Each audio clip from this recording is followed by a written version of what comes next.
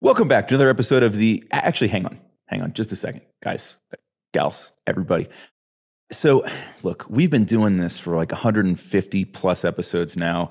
And we know, because we hear from a lot of you, that a lot of you have listened to like all 150 of them, and you've talked to us about a lot of these. Well, I know you get constant emails, tweet, LinkedIn messaging, socials, wherever people can find us. They're talking to us about these episodes, which is great. I love hearing from all of you, and I don't want you to stop doing that. But what we would like to see is to take this discussion a little bit more public. We want other people to know how amazing we are, right? You've told us. This isn't me saying I'm amazing. I mean, I know, and you know, because you've told me, right? So I feel amazing, and that's great. But we want to take this conversation a bit more public. I find it hard to believe that you don't know somebody else that's going to benefit from this, right? That you don't have another friend, founder pal, somebody that will benefit from hearing what we're saying. And yet the socials, they're real quiet, right? Outside of you guys talking to us directly, we're not seeing enough chatter around this, right? So if you would be so kind as to help us out, we would love to see you. And I'm gonna roll my dice here. Hang on. LinkedIn. We're going to take it to LinkedIn. Okay. So I rolled the dice. It came up LinkedIn. Hit us on LinkedIn, pick your favorite episode, pick a snippet, pick whatever. Let's talk about startup therapy on LinkedIn. At myself, at Wil, directly on our profiles, however you want to do it. But let's get it out there. Let's talk about this stuff. More people need to hear this narrative. And so we need your help to spread that, right? No mystery here. This is how the socials work. You all know it. We're now coming to you and saying, please. Okay, so this is me saying, please come help us. With that said, it only took us 150 episodes. Only 150. Yeah. It's like we're like, we should probably deliver more value before we ask for anything in return. I think we may have overshot the mark, Wil. 150 hours later. Yeah. That's okay. All right. So without further ado, welcome back to another episode of the Startup Therapy Podcast. This is Ryan Rutan, joined as always by Wil Schroeder, my friend, the founder and CEO of startups.com. Wil, let's talk about something that is absolutely pervasive in founder life, which is urgency. This sense of time compression, shortened deadlines, everything has to happen now. And that, if it doesn't, disaster will ensue. How real is that? It's as real as we perceive it. And I think this concept that the world is constantly closing around me, that I have to get this done by a certain imaginary age marker in my life, or that if we don't get this done now, our competitors are going to crush us right away. Just all of these anxious, self-directed, really false narratives that we create. And I think it's worth talking about today, how consistently wrong they are. And this isn't saying that this is an argument against urgency. We love urgency. We love getting shit done. That's not what we're talking about. What we're talking about is the false narrative that founders like us, we've all been through it, and we'll talk about our own experiences, create that put so much stress and so much anxiety on us, and they're just not true. They're just straight up not true.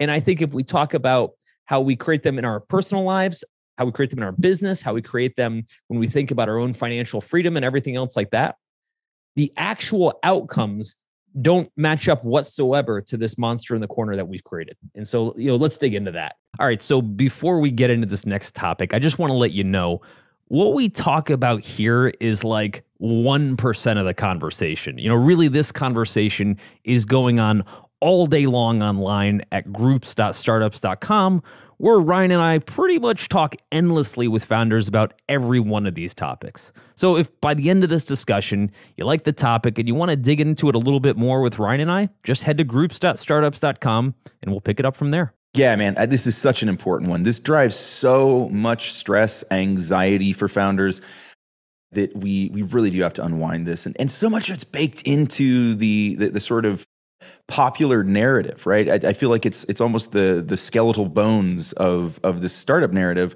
which is like fail fast, scale fast, speed to market, all of these things that we use. And look, nothing wrong with any of those things taken in context and taken with some measure of responsibility. But like when it's always just go all the time, urgency. And to your point, it's just not really like, especially when we're looking at the pressure from the outside, right? So we've got our own desire to move forward, and then we have these other things like competitive pressure, my own age, my need for, money or funding or whatever. Those artificial things that we put in front of ourselves that create all this additional pressure just aren't really as real as we'd like to think they are. And I will argue that they're often counterproductive to actually making those things happen. So this is why we really need to spend some time today unwinding all this stuff. So that said, where do you want to start, man? I mean, let's start with the overarching narrative, which is all of the reason this is a problem is because it buys us nothing. All this anxiety and all these false narratives buy us nothing and cost us everything, right? So I've never in my life, and we'll talk about personal experiences, I've never had a bigger waste of energy than creating false narratives around time. Here's where it started for me. In my 20s, I was so convinced. I started my first business when I was 19. I was so convinced that if I didn't make it, whatever that would, my version of it was at the time, by the time I was 30, my career was over. And it wasn't, I wasn't being hyperbolic. I actually believed that. I actually believed that every year that would go by would be the end of it. And when I talk to founders now that are in their 20s, they almost always believe this. And I always kind of reset the meter a little bit. And what I say to them, Ryan, is, do you realize that you've only been a career adult for like 3 years? And they're like, well, no, I'm 25. This is a quarter of my life. I was like, no, it's not. No, it's not.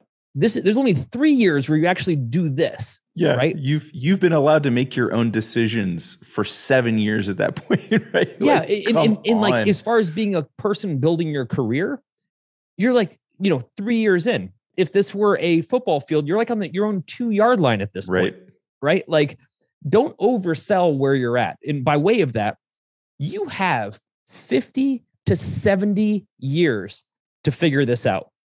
And they're like, it's a fair chunk of time. Dude, can you imagine if somebody told me that like in my 20s? Like, again, I wouldn't have listened because I'm an idiot, but it would just blow my mind though. And it took me a long time to figure that out. And so I think this idea that I'm getting too old, that I have to get it done by this age, and we always use like a 20s, 30s, 40s kind of, metaphor, is bullshit. It's such a crock. It is. It's funny. For me, man, like I had those feelings more when I was younger, which is ironic, right? Because that's when you have all that time, right? So that feeling of getting older, of needing to move further forward. And again, like it comes from so many places. A big part of it was the comparison around, I chose the entrepreneurial path out of university. So did you, while we were both in university. And then I had friends that, they took the job at P&G and got the haircut and the black tie and all that stuff, right? They drank the Kool-Aid. And then I was looking at them. They were like, hey, look at my Lexus. Hey, just bought another house. Just, hey, whatever. And like, I wasn't doing that at that point. I was working my ass off and hoping to be able to pay everybody else and not even thinking about paying myself, right? Right. So like there were definitely things like, okay, man, I'm so far behind. I'm so this, right? And again, all of this bullshit comparison, which helped to drive this feeling that somehow time was getting away from me, that time was the issue. Time had nothing to do with it, right? Luckily, as I've gotten older, I've developed a better relationship with time and kind of an understanding of that. And kind of to your point, man, I'm not sure if anybody had told me at an earlier stage that I would have believed or listened or been able to absorb or comprehend. But I wish somebody had at least tried. So this is us trying. You hear us? You hear us 20-somethings? You've got all the time in the world. Slow your roll, homies. There's plenty of time to get this done. Well, right. In the other thing we don't understand in the earlier parts of our careers, not just our 20s, but our 30s and then some, we are at our least capable at those ages, right? Just for all the obvious reasons. That I definitely wouldn't have believed. I was very full of myself in my 20s. Sure, we have energy, no question, right? But our networks are as small as they're ever going to be, right? Our knowledge is as small as it's ever going to be, right? It's unrefined, immature. Our understanding of how to solve problems and everything else is as shitty as it's ever going to be, right? In other words, going forward, it'll always be better. We have as little resources we will ever have in life, right? That's exactly it. And so when I was 28, I thought that I had just pretty much figured everything out, right? Like I'd become CEO of a company and grown and whatever. And so I must have just figured everything out. So everything from here must be nailed the formula. Got it. Yeah, it must be a flat line from here. Right. Which is such an immature line of thinking because I was immature. But when I look back, that's almost 20 years ago. I have like so much more experience, so much more connectivity and all these things that I had back then, that for me to project that age, that 28-year-old age for the rest of my life, and when I say it now, it just seems ridiculous. It seems silly, but I believed it at the time. Yeah, it's hard, right? And to harken back to that period in time, it did feel that way because and I think you said something earlier today, a couple of days ago, I don't remember, around the fact that like at that point you haven't crossed any meaningful milestones necessarily in terms of your career.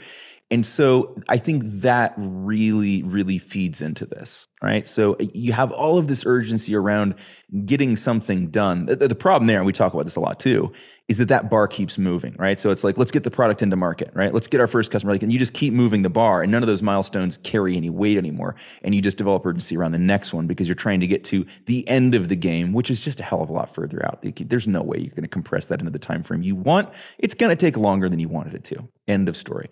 So I think that's a big part of the problem, is that you've never gotten like through an entire game, right? And so you don't know how to control that expenditure of energy, how to ward off this false time pressure. Oh, that's not a great analogy, Ryan, because sports games do have timers. So it's not that, gang. It's not that. Your career is an entire open-ended season. If we were carrying that metaphor, it would be like saying, if we don't win this game in the first 4 minutes of the game, we've lost. Yes, exactly. Right? It's like, I'm pretty sure like you have an entire 4 quarters to play in this game. And so I think from early in our career standpoint, there's a few things that just haven't happened. We just haven't, like you said, crossed an age milestone. Here's the funny thing that happened. When I was in my 20s, I spent every waking moment in terror of turning 30. I was absolutely sure that once I turned 30, they just take me out back, put a bullet in my head and bury me. Right? Like that's the end of it. Like he had his moment, he's good. It was the end of an era for me. That's how it felt. Again, it really, like, feeling my 20s ending and having that close and getting to 30 felt like just awful. I mean, it started at 25 for me, which like is so laughable now. The idea of like how, what I was and more so what I wasn't at 25 compared to what I thought. It was like, I remember thinking like quarter century, like one more of these, when I double, I'll be 50, which is, ancient at that point in my mind. Right now, right, I'm staring at it and I'm no longer scared of it. Right now that it's gotten closer, it's not so scary. But yeah, it was just such a weird feeling. And then I remember hitting 30 and it basically felt like my odometer reset. Right? Like somebody pushed the trip button and I was like, oh, I'm back at 0. Nothing happened. Nothing happened negative, but like for me, it was actually a really positive thing. All of a sudden it was like, I had been given a new, go back to our analogy or metaphor there. I got a new set of downs, right? I was given a brand new timer that started at 0 and that felt amazing. And that's sort of been the experience from 30s and then again into 40s. With the exception of I didn't go through all of the weird time-related age depression that I went through at the end of my 20s. As I reached the end of my 30s, I just kind of got excited about like, hey, we're going to pop into a new decade here. We're going to get the 40s. This is going to be brand new again. And that's sort of the way it's been. We'll see what happens at 50. Haven't decided yet. I'll be there before you are, so I'll tell you how it goes. But here's where it gets interesting. Before we've had that moment, that odometer reset, we assume that all of these demons will become real. That all these things, all these awful things will happen. And then it happens and we realize nothing happens. Nothing happened. And we're like, well, okay, well, 30, and I'm in my 30s now, 40, I'm definitely, if I hit 40 and I haven't accomplished all these things, I must be put out to pasture. And then you do hit 40 and literally nothing happened. Nothing changed. Yeah. So the one thing that we've got in our heads constantly is our age is such a breaking item. Here's what I'll say. If you are a rock star, and not the way that developers call themselves rock star, I mean a literal rock star, then yes, you've got a very finite time window. If you are a professional sports player in most Keith impact Richards sports, just sat up out of a coffin and shook his head no. Yeah, no. Like if you're a professional sports player at a high impact sport, yes, you have a certain number of years. But we are none of those, right? Like we have a job, thankfully, that we can do better and better and better for the rest of our life. Every year should be considered a building block to the next year, not a time is running out moment. It's a goofy way to think. It is. And I think we do this not just with age, but sort of with everything, that we always feel like somehow our peak performance was somewhere just behind us, or our peak opportunity was somewhere just behind us, and our peak performance is somewhere unreachable ahead of us, right? That we're somehow running from the best time that this ever should have happened, and the fact that we haven't reached that next precipice that we wanted to. We haven't hit that next peak. And it's just complete utter bullshit. Right? It's completely fabricated narrative that we create for ourselves. And I think this is the worst part of this. Of all of the founder wounds, and most of them are self-inflicted, this is the one that we just sort of do everywhere, right? Because it's not just around age, it's around literally any part of our startup, anything that we're thinking about changing, fixing, building, doing away with, whatever it is. There's always just so much damn urgency around it. So not just urgency, lack of perspective. Yes. Which often drives the urgency. I'll give you an example. A couple of years ago, I was having lunch with a friend of mine, the guy named Jeff Wilkins. Jeff, for anybody that's old enough to remember this, started a company called CompuServe, which was the internet before the internet, sold to AOL. But he also happened to start the school where my kids go to school, which he claimed was his greatest achievement. Jeff and I spent time on boards together, so I've known him for a long time. He's a great guy, and he's about 35 years older than me.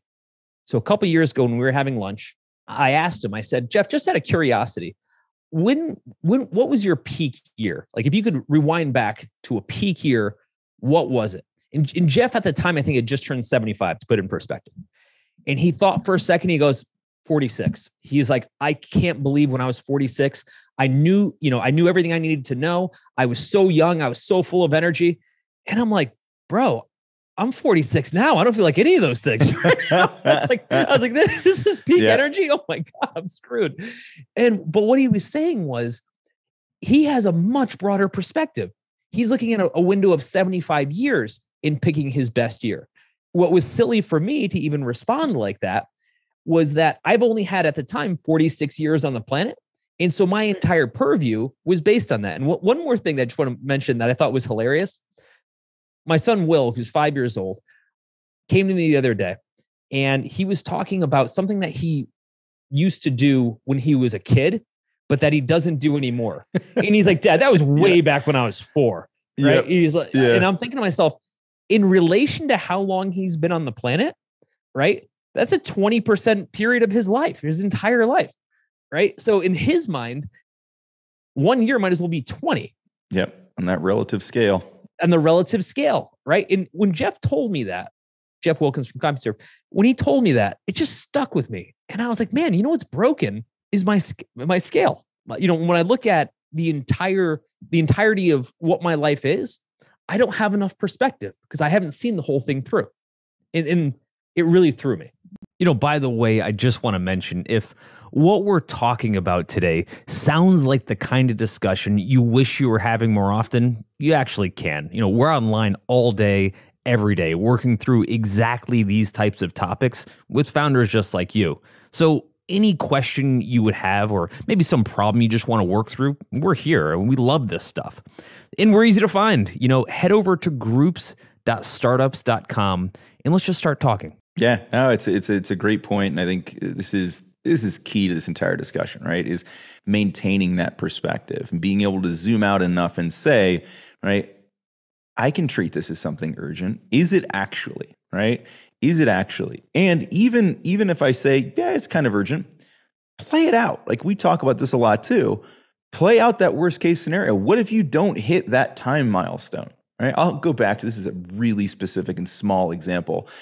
But I had a client pitch back in, this would have been 2000, and I had decided, right? Another one of these things we talk about a lot, these one-person conversations that we have. I had decided this client that I was going to pitch in 2 days they were going to need some animation done through ActionScript, which is absolutely dating me. Well, I already dated myself. I said this was 2000. So I had decided that they were going to need to see something built and demonstrated in action, script and animated. And I'd wanted to do something for them. They didn't ask for that. Like, I created this false milestone. I kept myself up for like 48 hours straight, learning enough of this to be able to put something together to demonstrate it. Got to the pitch, haggard, tired, but I managed to do it, right? The urgency won out. I got something together, went through the entire pitch, and then kind of saved this as the coup de grace, the cherry on top, the thing I knew was going to convince them. And I showed it to them. They all sort of nodded their heads and watched, and they're like, okay. We then talked through the different aspects of the proposal a couple days later, and they came back and they were like, yeah, this is great, except for that the part with like the flashy animated stuff. Like, we don't want or need any of that, right? And so it's like, really? I killed myself for that, right? Yeah, it's part of it. We do this all the time. We convince ourselves that these things need to happen, and it turns out didn't need to happen at all, right? So it's that. I think, part of our narratives within startups, Ryan, is the idea that if I don't get to market, if I don't, get this business ramped up, all my competitors are going to crush me. Oh yes, the competitor crush. Yeah, that happens almost the always. Time crush, never. Right? Yeah. Here's what's hilarious, and I hope founders are listening on this one. Ryan and I talk to literally thousands of founders. So our purview and they're all different industries, every industry you could possibly fathom. So not just tech or something like that. Every single one of them believes that it's their specific market that the entire industry is trying to like rally around. And if they don't get to market, if they don't get this product out there, et cetera, they're the one industry that everything is gonna be the next. Now, every now and again, that's true, right? Every now and again, like 1% of the time, that actually proves to be true, where all of these massive market forces all head in the same direction at the same time. It's Uber Lyft, right? Like at that time, it had this snowball effect that this was going to be a massive market and billions of dollars of capital were going to get poured into it right away. And it was a race to the finish line. It does happen. It's probably not going to happen in your industry. As much as you think otherwise, that all of our competitors, the whole story is going to be told in the next year or two. Again, false narrative. You made that up. It's actually probably not true, but you're going to kill yourself and probably make a lot of bad decisions in believing it. Stick on that for a second. The bad decisions, right? Because this completely changes it. When we look at things through a lens like that, where in our mind, what we're seeing is all of our competitors are out there and they're like VCs throwing money at them. Like, you remember the old footage of like the stock floors where the guys were literally throwing the trading tickets up at the guy, like the market maker, like just like screaming, spitting, sweat flying, right? Yeah, exactly. And that there's just VCs throwing money at all their competitors like this. It just isn't, right? And the real challenge with that isn't just the fact that competition's not going to come in and crush you because of that. It's that you're going to start making decisions based on that lens, based on that rubric, right? That we have to do this because of that.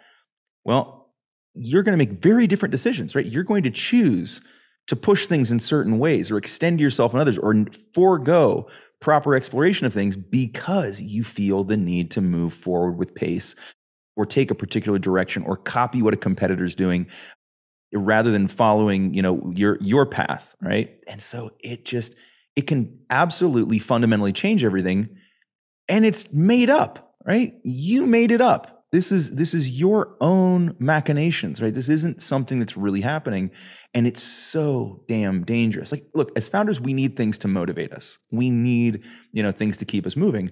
This is not a good one, right? Inventing boogeymen that are going to eat your lunch, not a great way of doing this for ourselves. Let's dissect that, because I want to make sure people understand exactly the line we're drawing here, right? Urgency is awesome, right? Urgency gets shit done. Awesome. Wonderful. But it's not the same as this false boogeyman, right?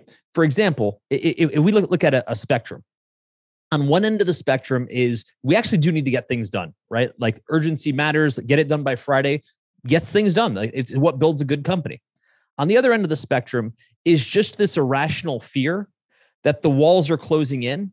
And if we don't get it done by this time, that we're all screwed. that actually, while that could drive some urgency over a long enough period of time, just makes us straight up miserable. Okay. There's no version where I've seen a founder who's operated on that schedule for long enough be like, you know what? I feel really good. I'm saying that actually just makes us miserable. It does. Imagine if the entire Star Wars, right? Imagine if the entire Star Wars, right, took place in the trash compactor on the Death Star, right? That wouldn't have been a fun movie to watch. It wouldn't have been good for Luke and the crew. No, for sure, right? But that's the way we treat this, right? That we just sort of jump from one of those to the next, right? That we're in this constant compression, and not just the compression and the time and the urgency, but that somehow at the end of that there's a finality and disaster, right? I think that's the other side of this, is that that's the part that just isn't true, right?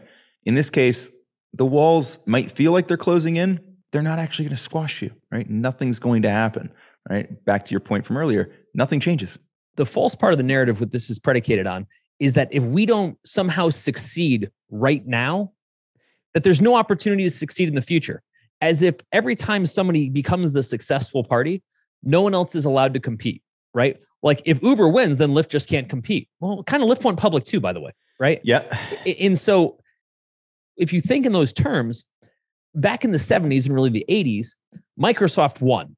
Right, you know, on a numeric basis, right? And if you look at penetration of PCs, you could argue that Microsoft won, and yet Apple seems to be doing just fine. Like Apple seemed to have made it through. Obviously, mobile was where they kind of made their transition, but that's my point. If you genuinely believe in your company, if you genuinely believe in your market, there's not one year that's going to end it all for you. Right? Yeah. We're not all speaking Persian. We're not all speaking Greek. We're not all speaking Italian, right? Great analogy. At points, right? They were the incumbent, right? They were the power. They dominated the markets. All right. We're not all speaking Chinese. There's always room, right? Competition will continue to exist. There's room for more than one, right? So there's always room to build a good company, and there's always time for it. Yes. 100%. Yes. We've been building tools, let's say, for the startup community for really about 20 years. Startups.com has been around for 10, but even prior to that, when different companies that we did were all in the startup space. Every single year that we've been around for 20 years, there's been some company that's got into our space that was going to be the end all be all, that was going to fix all startup problems. And now I just laugh whenever I hear that. I'm like, you don't either, one, don't know anything about how this market works, or two, don't realize there is an endless supply of people who don't know how to build startups, right? It's not like one person's going to magically teach them all. You know who it's also not going to be? Us. Yeah. Right? Yeah, no matter what we do, this market's going to be big enough, thankfully. And we're in a weird space because we're one of the weird companies that actually appreciates the fact that if more people help our customers, we just generally want to help our customers. But if you're in a meaningful market, there are going to be other competitors. There's going to be like, you know, ups and downs between those competitors. When Tesla tried to enter the market, it's not like they said, well, everybody else has figured out cars. Guess we can't do cars anymore, right? And yet somehow they did okay, right? When Netflix wanted to enter the market, it's not like, well, people are getting videos. I guess like Blockbuster has just cornered it. We're done there. They got it. In every case, a good company, if there really are a good company and it really is a good market, dude, you got all the time in the world to figure it out. And there's niches to start in. Like, you know, funny, like go back to that one for a second. Blockbuster, right? So there was a Blockbuster in our hometown. There was also a Video Barn. Video Barn absolutely kicked the shit out of Blockbuster in my hometown on the video game side of things. They had a much better selection. And so that drugged people in, right? Anybody that had kids from 6 to 14, they were showing up at Video Barn because they had the massive selection across all the platforms, right? That was the big deal. So there's always room. There's always ways to find and carve out your niche, in and around that competition. And almost to the point where, like, I'm not sure that they did that as a competitive advantage. I think the guy that owned the store was just a gamer. So he was like, this is the business I want to build. Right? I'm going to build my business. He wasn't thinking like, oh, what do I do to compete with Blockbuster? He just built what he wanted to build. He built a good business, focused on that, and kept seeing happy people come through the door and come back and all that, right? So it worked out fine. You just described our business though, Ryan. Like startups.com is literally that version where this is just the business we want to build. This is what we want to do all day. And will we become the biggest? I don't care, right? Like that's not meaningful to me. I just want to be good at what I do. Does that mean I'm not competitive? No, I'm competitive as hell. I'm one of the most competitive people out there. But over time, I'm starting to realize that our body of work and kind of what we set out to do is going to take decades to do. While we're going to do as much as we can this year, we're not looking at it like time is running out. We're looking at it as we have a long time to build something great. And every year we want to be cumulative in our personal lives, in our professional lives, and certainly in the business that we build. I think when we start thinking in terms of time is running out, actually, let's shift gears a little bit. When we think about personally, time is running out, the one thing that I see the most often among founders is from a financial standpoint. I've got a certain amount of time to secure my financial freedom or I'm totally effed. Yeah, this is a big one. Yep. Yeah. And as I'm thinking about it, yes, as we get older, right? Time quite literally is running out. There is a point where we would like to, let's say, retire, et cetera. Correct. We usually have that concern, like I have to secure financial freedom, et cetera, like in our 20s. Like, again, if I don't make $20 million by the time I'm 30, I'm a giant failure, right? Yeah. I was going to say also, we also have, so in addition to being really unrealistic about the time, we're often really unrealistic about the amount. We don't need to talk about that today. We've talked about that in other episodes, but like what it actually takes to be secure and when you need to achieve that. We tend to get both those things wrong, which is always fun. We like to compound our problems. Well, what we overlook in every single case is we keep forgetting that whatever that age milestone is, again, this false time running out feeling, whatever that age milestone is, we assume that we're just not working after that, which is ironic because we're likely going to be far more productive or capable in that year than we are in this year, right? And so I went through all this myself, and a lot of this is just self-reflection. But I believe that if I wasn't a billionaire by the time I was 30, that my days were numbered, that I would just be put out to pasture somewhere. It didn't occur to me. It actually didn't occur to me back then that I had my 30s, my 40s, my 50s, I had so much time to build wealth, right? It wasn't all constrained into one tiny capsule of time that if it wasn't done by then, for some reason, I wasn't allowed to build wealth afterwards. Sure. So blown. It's a bad way of looking at it, right? Yeah, we have lots of time. Again, go back to the notion that urgency and stressing yourself out about this, not really going to help you get there anyways, right? So yeah, in terms of when you need to achieve that and how you get there, being anxious about it, probably not a great ally in the mission and moving forward. So look, there are hundreds and hundreds of things I think that we end up getting caught up in that drive urgency as founders. And again, we're not anti-urgency. We're not against getting things done, but we're definitely against building up a narrative that's counter to actually achieving that. And it puts undue stress on you as a founder, on your teams, on everything that you're doing and working to build, where urgency helps, let it work for you, right? But when it becomes something that's just driving stress, anxiety in your life, get rid of that shit. And I'm going to take you back to the very top of the episode now and suggest that you come and talk to us about it on LinkedIn.com, right? Look for Ryan Rutan and Will Schroeder, and let's continue the discussion there. All right, so that was fun, but let's actually keep this conversation going. You've heard what we think about this, but Ryan and I would really like to hear what you think.